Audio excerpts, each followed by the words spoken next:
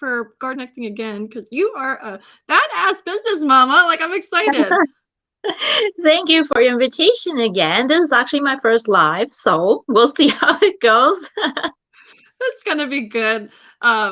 Tell me a little bit about your business, because you started in floral design and now you also have like a wedding flourish business, and then you also have like a website design business, right? Okay, so I didn't start with flowers. I actually started with invitations, and then I went into decor rental, and then eventually I was doing flowers. One of my decor clients asked me for flowers, and I said, sure, yes, I can do it. But at the in the back of my head, I'm like, I can't. I don't know what I'm doing, right? So I didn't want to mess up anyone's wedding. So I actually looked for other freelancers to do it for me. So hopefully I can build a team. And I actually reached out to 2 or 3, maybe even 4 florists who they were just working out of their homes, and also wanted to do more weddings. So my first client for the flowers, I sort of wanted to test out the freelancer, so I actually paid for not free. I actually paid for the samples. So I communicated with them my client's vision, and then wanted them to make a centerpiece for them. But all the samples that came back to me, I'm like, no, this is not really what my client's vision was, and like I was just so lost what to do. And I promised my clients flowers for her wedding. And then at one point I was like, you know what? I'm just going to do it. I'm just going to do it myself, even though I don't have a lot of experience with flowers. I mean, I played with them before. I actually did my own flowers for my wedding, or just the bouquets. But I did have sort of that experience and playing with artificial flowers. So I went to the wholesaler, and I bought some flowers, and then I started to put the centerpiece together, what my client wanted, and I showed it to her, and she was like, "Wow, this is perfect," And yeah, so this thing about limiting beliefs, not believing in yourself, not believing you're the perfect florist for your clients, this all has to go. Like, I'm not saying just pick up any skill and just sell that, but at a point you should be really just believe in yourself, just give it a go. Of course, you have to just do your best, and not wanting to mess up, not purposely wanting to mess up anyone's wedding. Of course, it's their big day. So yeah, that's how it all started with the flowers, and it's been amazing. What a great story, Caryn. I think it's amazing that you have had such a journey, and it really showcases like the way that like your business can evolve like over the years. Like, you could start with invitations and stationery, and you can grow all the way to something you've never done before. And it's going to be an evolving journey for everybody. Absolutely. When they start their business. Like, it's never going to end the same way it begins. And it's all trial and error, right? Like, we find things that we like, we find things that we don't like, and you find people you like working with. And it's really like the mind that holds you back a lot of times. Like, when you're thinking about pursuing something new, or you're feeling like you're going to look like a failure for quitting. Like, if you, like, let's say you transition to a different business and you're like, oh, everybody's going to see like that I quit this business, that maybe it didn't work, that it was a failure. And it's like, no, like, you just learned that you like something else more. Like, nobody else is.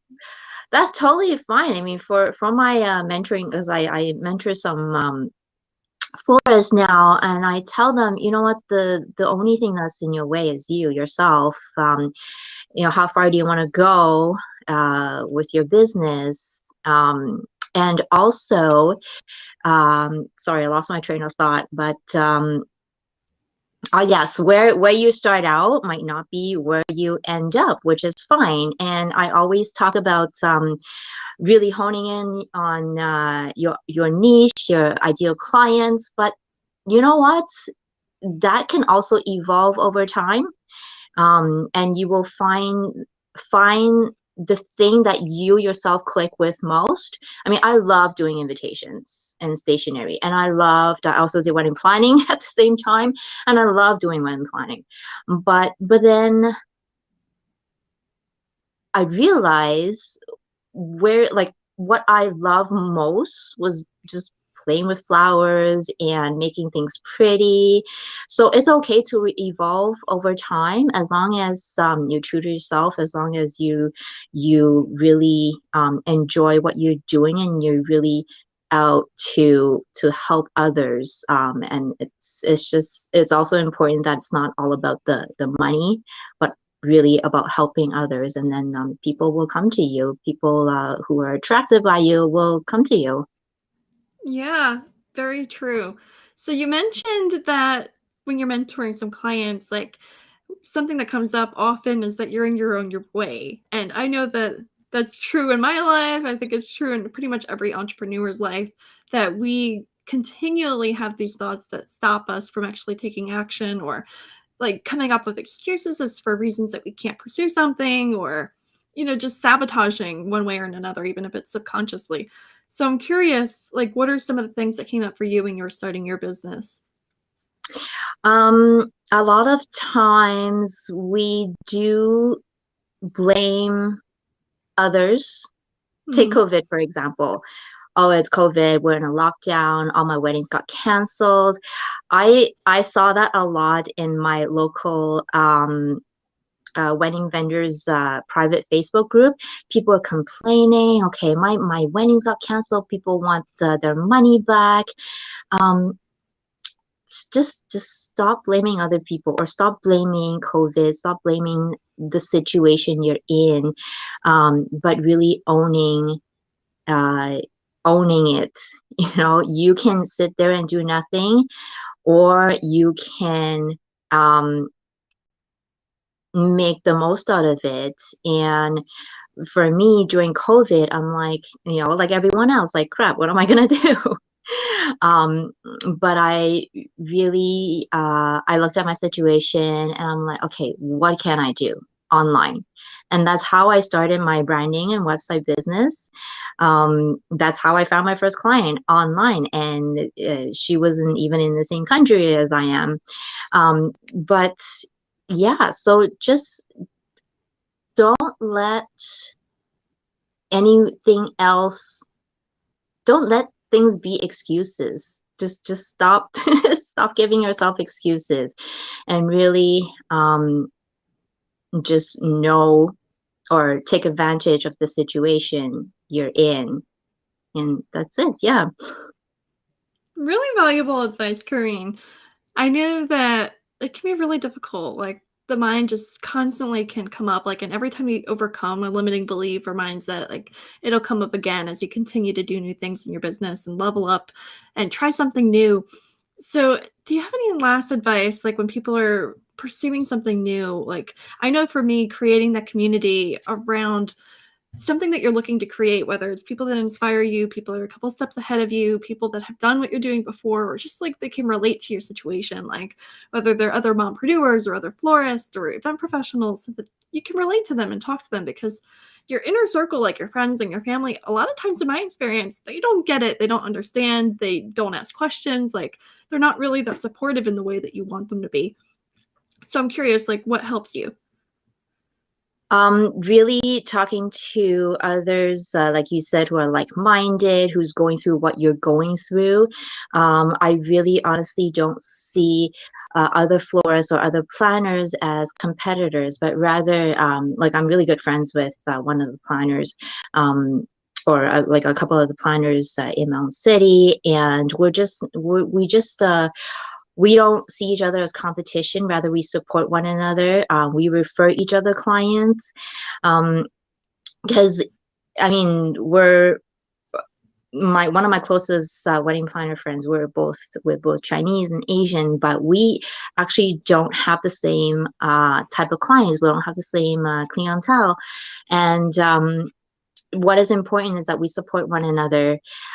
We have just get the conversation going, and people will see that you're not about competition. You're not like putting other people down to lift yourself up.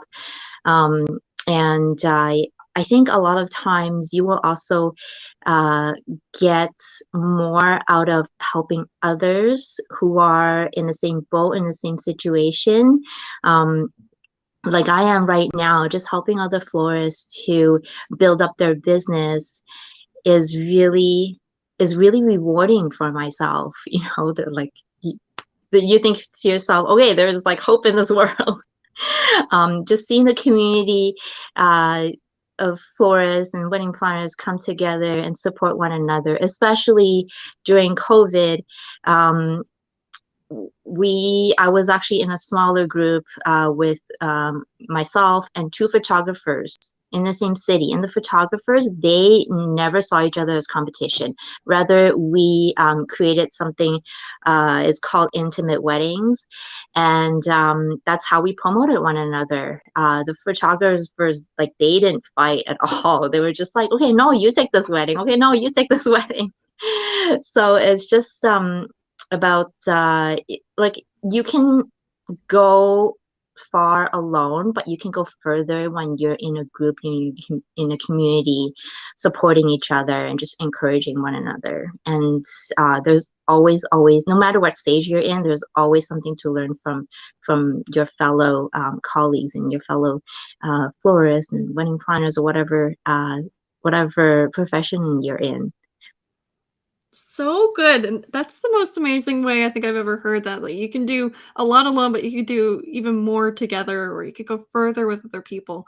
And that's Yeah. really like the premise of my book, like coming out, is creating the room that you want to be in, creating the people around you that are going to inspire you, motivate you, uplift you, able to refer clients to each other and just network. And so many things, like more than you can imagine, happens like in those kinds of spaces when you're surrounded by those people and you just feel so inspired. And that's what I Yeah, want everybody to really believe yeah. and feel motivated to create that space.